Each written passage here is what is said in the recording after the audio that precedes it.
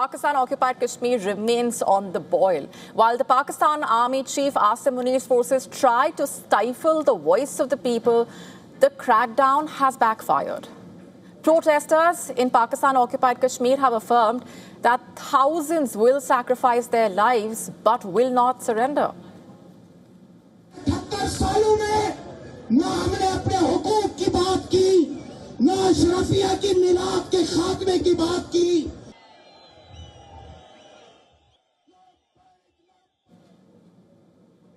And those visuals depicting the story in itself, thousands of supporters of the civil society group Joint Awami Action Committee, JAAC, gathered at Rawalkote's Eidgah ground for a peaceful sit-in. In a clear message to the Munir-led military establishment, they ruled out any compromise and expressed willingness to lay down their lives until their demand for abolishing 12 seats in the so-called Legislative Assembly is met. Subsequently, several innocent people were killed when Pakistan Rangers opened fire in the early hours of the morning. But people of PoK remain steadfast in their resolve. They have again gathered in large numbers at the same site.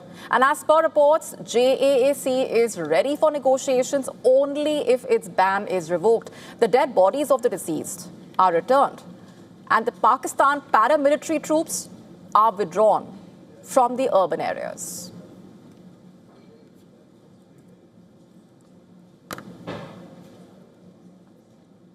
Since Tuesday, PoK has witnessed a shutterdown strike. Munir's forces have opened fire and tear gas at JAAC protesters, killing multiple civilians and injuring countless others. Pakistani authorities launched a search operation for 4 JAAC protesters and announced a bounty of over $35,000 in this connection.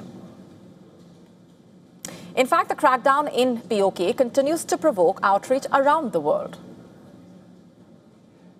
And in India, at Srinagar's iconic Lal Chowk, people staged a peaceful demonstration demanding justice for the civilians killed by the Pakistani forces.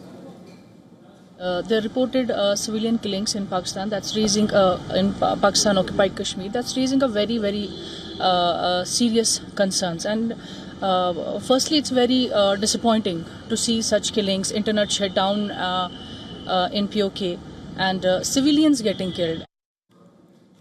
Pakistan is facing ire in the UK as well. Britain's Conservative Party MP, Bob Blackman, condemned the killing of civilians by Munir's forces. He also called upon the Pakistan military to leave the illegally occupied Indian territory. Shouldn't be using live ammunition on peaceful protesters under any circumstances. So, that's why so many people have been killed and so many injured as a result. This is a despicable attack on civilians.